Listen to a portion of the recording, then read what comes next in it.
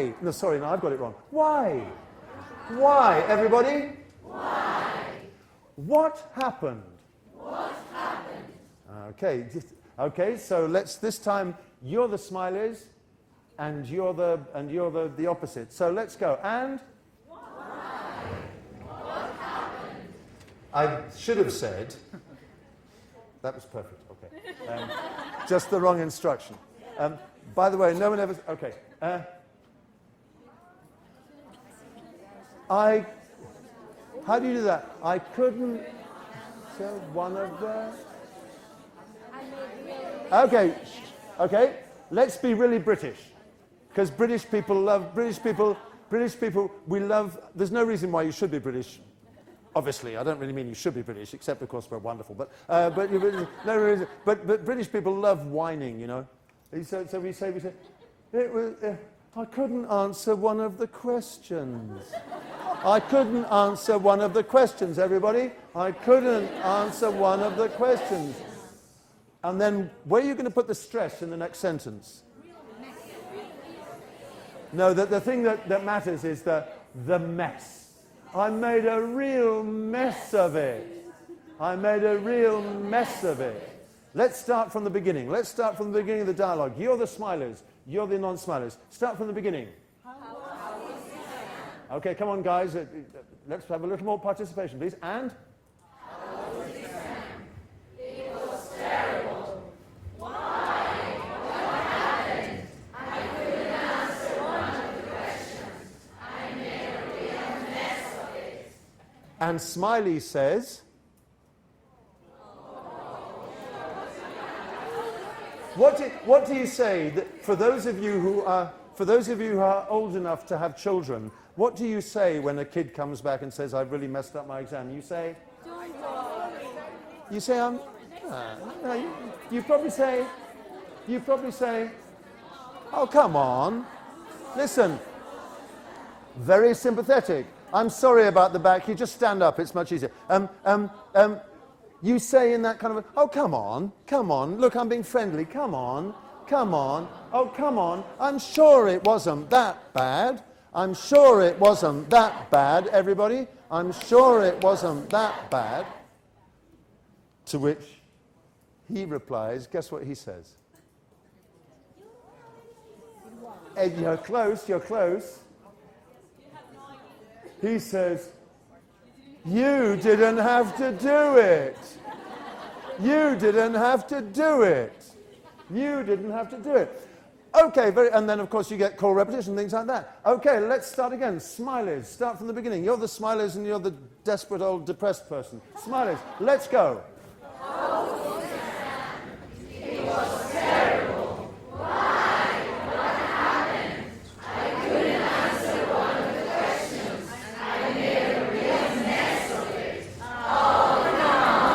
I'm sure it wasn't that bad. You didn't have to do it. You're fantastic. The Chinese guy, Li Yang, with his silly 10,000, 15,000 people English classes, was actually onto something.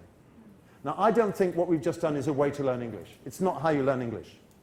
But it's a way in a big class of getting everyone's attention, of raising the level of the class, of getting a little work done on stress and intonation, of having a bit of fun, of everyone feeling a sense of group identity and part of a group and everything else like that. And in the end, in only 5 minutes, something entirely positive happened there, I think. Because you got to say something. Everyone got to say a dialogue twice over from different... You got to say all the lines of the dialogues at least 2 or 3 times. And now, of course, what I'll do with you is what? I'm not going to, because we've got other things to do. But if you were students, what would I do now? I'd let you practice in pairs. Now you've done it, you're not frightened of it anymore because you've all done it together and no one said how good you were, how bad you were. And now you can practice it in pairs and you can be this and that and practice in pairs. And then maybe then, if I say to you, okay, now let's just hear it. The whole class will listen to you. Maybe that will be all right and it won't be so bad. And of course, then what I'll do is I'll go forward and instead of talking about exams, we say, how was the the audition? How was the meeting with your future mother-in-law? No, how was the, or something like that, whatever you do. The point about big classes is, and it seems, I find it incredible for myself to be making you do half-class choral repetitions, something I learned to do in well, aquel entonces, it's just some time ago.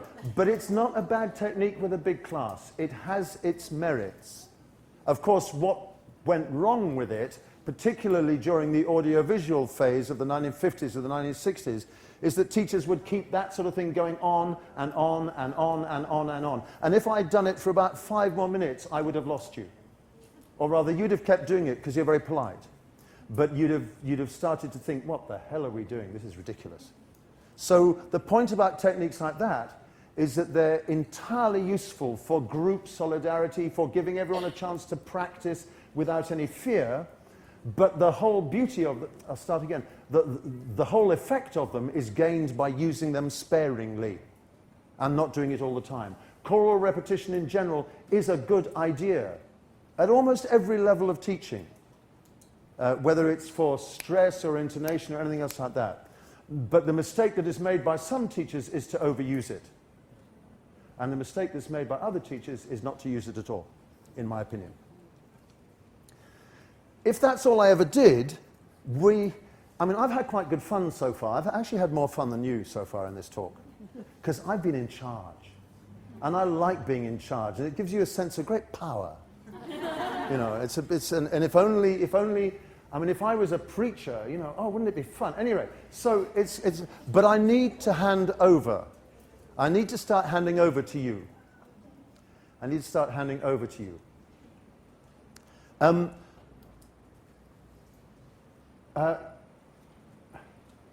This is a program of a play called Equus. Have you heard about the play Equus?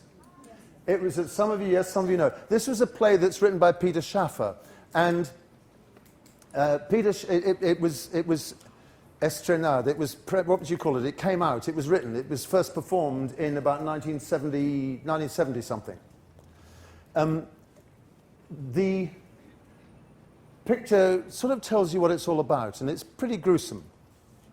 The play deals with an incident in which a teenage boy, working at a stables with horses, takes a knife and he blinds all the horses. That happens before the play starts. You don't see it. And the whole play is about the boy is sent to a mental institution, because obviously there must be something a bit crazy about him to do that. He's sent to a mental institution where he works with a psychiatrist, and the psychiatrist tries to unlock what it was that caused this thing to happen. And it's a play all about, it's a play about wonder and awe, because the boy has somehow got into a rather mixed up idea that horses are gods. Equus, the horse, they're gods, and he has this kind of religious feeling about horses in his rather mixed up adolescent mind. So that when later on, with a girl in the stables, he has his first sexual experience, but is unable to whatever, the shock that this provokes in him and the psychological chaos it provokes in him leads him to blind the witnesses to this event. His gods have seen him fail in this most intimate, and that we understand because we read about it and we talk about that stuff, but maybe if you're an adolescent you don't. Anyway, that's the play. And what's amazing about the play is that although it reads slightly old-fashioned already, and less than about 30 years later it already seems a bit old-fashioned. What's amazing about the play is the psychiatrist and the boy engage in a kind of battle of wits. And as the boy is cured, so the psychiatrist gets more depressed, because he feels that in curing the boy he takes away from the boy the sense of wonder that the boy had before this all happened. We first meet the boy after the